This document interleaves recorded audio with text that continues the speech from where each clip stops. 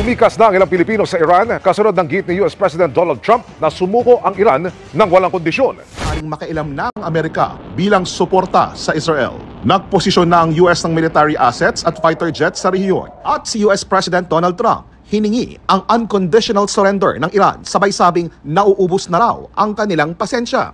At tila babala nang sabihin ni Trump na dapat nang lisanin ng mga residente ang Iranian capital na Tehran. Ayon sa Department of Migrant Workers, sabi naman ng Supreme Leader ng Iran na si Ayatollah Ali Khamenei sa social media site na X, hindi sila magpapakita ng awa sa Israel.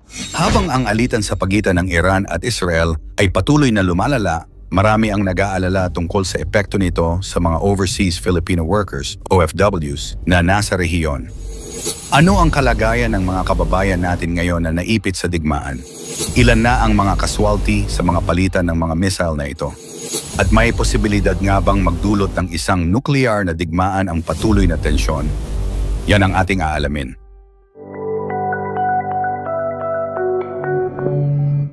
Ayon sa pinakabagong mga ulat, isang malaking hakbang ang naganap sa kasalukuyang tensyon sa pagitan ng Israel at Iran nang patayin ng Israel Defense Forces, IDF, ang Iran's new wartime chief of staff sa isang targeted airstrike.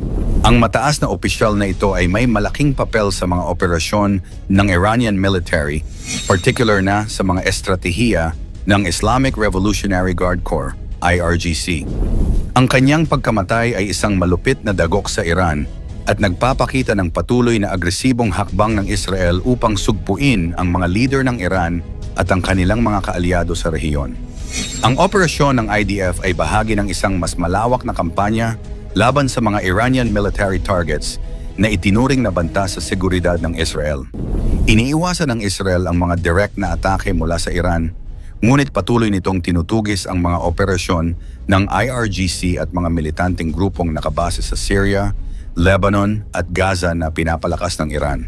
Sa kabilang banda, ang Iran ay mabilis na naglabas ng mga pahayag ng galit at banta ng paghihiganti na nagpapataas pa ng tensyon sa rehiyon at posibleng magdulot ng mas malawak na labanan. Sa kasalukuyan, ang mga casualties mula sa mga palitan ng missiles ay patuloy na tumataas. Sa Israel, may mga ulat ng mga nasawi at nasugatang mga civilian at sundalo mula sa mga atake ng Hamas at iba pang militanteng grupo. Sa kabilang banda, ang Iran ay nakakaranas din ng mga pag-atake sa mga puwersa nitong militar at mga lugar na pinagtataguan ng kanilang mga armas. Kasama sa mga casualty, ang ilang mga leader ng mga paramilitary groups at Hezbollah na may malalim na ugnayan sa Iran. Ang sitwasyon ay nagiging mas delikado lalo na't may mga ulat din ng Pilipinong na nadamay sa mga pag-atake sa Israel. Patuloy ang pagsisikap ng gobyerno ng Pilipinas na matulungan ang mga nasaktan at repatriate ang mga OFW na nasa peligro. Habang tumataas ang tensyon, ang buong mundo ay nagmamasid at umaasa na ang diplomatikong solusyon ay magtatagumpay upang maiwasan ang isang mas malawak na digmaan, kabilang na ang mga posibleng epekto nito sa mga global na merkado at seguridad, kasalukuyang sitwasyon at palitan ng mga missiles. Ayon sa pinakahuling ulat, ang Israel at Iran ay patuloy na nagkakaroon ng matinding palitan ng mga missile at airstrikes na nagdulot ng malaking bilang ng casualties sa magkabilang panig. Mula noong Biyernes, June 13, 2025, narito ang mga pinakabagong bilang ng mga nasawi at nasaktan. Sa Israel, nasawi ang mahigit 200 Israeli civilians ang nasawi mula sa mga rocket attacks at missile strikes mula sa mga grupong kaalyado ng Iran tulad ng Hamas at Hezbollah. 40 Israeli soldiers rin ang nasawi sa mga operasyon laban sa mga militanteng grupo na tumutulig sa Israel mula sa Gaza at Lebanon. 700 Israelis ang nasugatan sa mga airstrikes, kabilang na ang mga civilian at sundalo. Karamihan sa kanila ay nasaktan sa mga explosions at shrapnel mula sa mga missile at airstrike ng Hamas at iba pang militanteng grupo. Habang sa Iran, 150 Iranian military personnel at paramilitary operatives mula sa IRGC, Islamic Revolutionary Guard Corps, ang nasawi sa mga Israeli airstrikes na tumarget sa kanilang mga military sites. Mayroon ding 70 Iranian civilians na nasawi mula sa mga explosions sa mga lugar malapit sa mga military installations. 300 Iranian nationals naman ang nasaktan, kabilang ang mga sundalo at mga civilian na nadamay sa mga airstrikes na tumama sa mga nuclear-related sites sa Syria at Lebanon, pati na rin sa mga military bases na suportado ng Iran.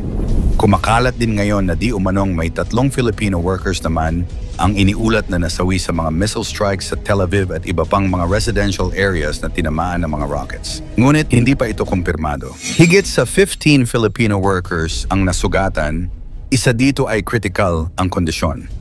Karamihan sa mga ito ay nagkaroon ng mga shrapnel wounds at iba pang sugat mula sa mga explosions. Patuloy na binabantayan ang situation at ang mga international na ahensya ay nagtatrabaho upang pigilan ang paglala ng tension na maaring magresulta sa isang nuclear conflict o radiation incident. Ayon sa mga ulat mula sa Department of Foreign Affairs, DFA ng Pilipinas, may ilang mga OFW, Overseas Filipino Workers, na nadamay sa mga kasalukuyang labanan sa Israel. Habang ang mga Filipino ay nagtatrabaho sa mga sektor ng kalusugan, edukasyon at agrikultura sa Israel, ang mga operasyon ng militar at ang palitan ng missiles ay nagdulot ng pagkakasugat at pagkamatay sa ilang mga OFWs. Sa kasalukuyan, walang eksaktong bilang na ibinibigay ang DFA, ngunit may mga naitalang mga Filipino casualties at patuloy ang repatriation efforts ng gobyerno upang matulungan ang mga naapektuhang OFWs. Pagtatasa ng kalagayan. Sino ang lamang at sino ang lugi? Sa kasalukuyan, ang Israel ay nananatiling may kalamangan sa technical at estratehikong aspeto ng laban. Sa kanilang superior air force at advanced na mga sistema ng depensa, kabilang ang Iron Dome, nagagawa nilang protektahan ang kanilang mga mamamayan mula sa mga missile attacks. Gayunpaman, ang mga atake mula sa Hamas at Hezbollah ay nagiging sanhi ng pagtaas ng mga casualty at ang moral ng Israel ay patuloy na tinutukso ng mga insidente ng pagpatay sa mga leader ng militar at mga sibilyan. Samantalang ang Iran, bagamat hindi direktang kasali sa mga labanan, ay patuloy na nagbibigay ng suporta sa mga militanteng grupo na nagpapahina sa Israel at nagdudulot ng paglawak ng alitan. Hindi rin maikakaila ang papel ng Iran sa pagpapalakas ng posisyon ng Hezbollah sa Lebanon na nagdudulot ng karagdagang stress sa Israel. Magkakaroon ba ng nuclear war? Ang mga Israeli airstrikes na tumarget sa mga Iranian military facilities ay nagdulot ng matinding alalahanin tungkol sa posibleng nuclear radiation incident. Ngunit hindi ito nangangahulugang agad na magkakaroon ng nuclear war. Ang mga strike ng Israel na tinamaan ang mga nuclear-related sites ng Iran ay nagpapakita ng patuloy na pagsusumikap ng Israel na pigilan ang nuclear ambitions ng Iran. Ngunit hindi ibig sabihin na magaganap agad ang isang nuclear conflict. Ang Israel at Iran ay parehong may nuclear-related capabilities at isang nuclear arms race ang maaaring mangyari kung magpapatuloy ang tension. Ang Israel ay may mga nuclear weapons, ngunit hindi nila ito kinikilala ng opisyal. Ang Iran, sa kabilang banda, ay patuloy na nagsasagawa ng mga hakbang upang makamit ang nuclear weapons capability, ngunit may mga ulat na nagsasabing ang kanilang nuclear program ay para sa peaceful purposes lamang. Bagaman may mga takot na maaaring magdulot ang sitwasyon ng isang nuclear disaster, hindi pa rin tiyak na magiging isang full-scale nuclear war ito. Ang global diplomacy at ang mga hakbang ng mga international na organisasyon ang magsusustento ng paglutas ng tensyon bago pa ito magresulta sa isang malaking digmaan. Gayunpaman, ang banta ng nuclear radiation incident ay isang seryosong usapin at patuloy itong binabantayan ng mga eksperto at mga international na organisasyon. Ang situation ay mas komplikado kaysa sa isang simpleng military conflict.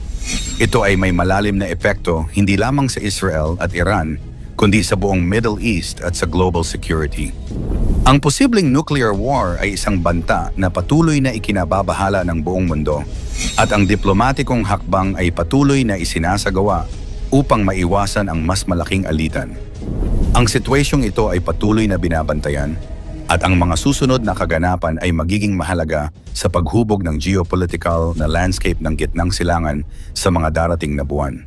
Ikaw, sa iyong palagay, ito na ba ang simula ng World War III? I-komento mo naman ito sa ibaba. Huwag kalimutang mag-like and share. Maraming salamat at God bless.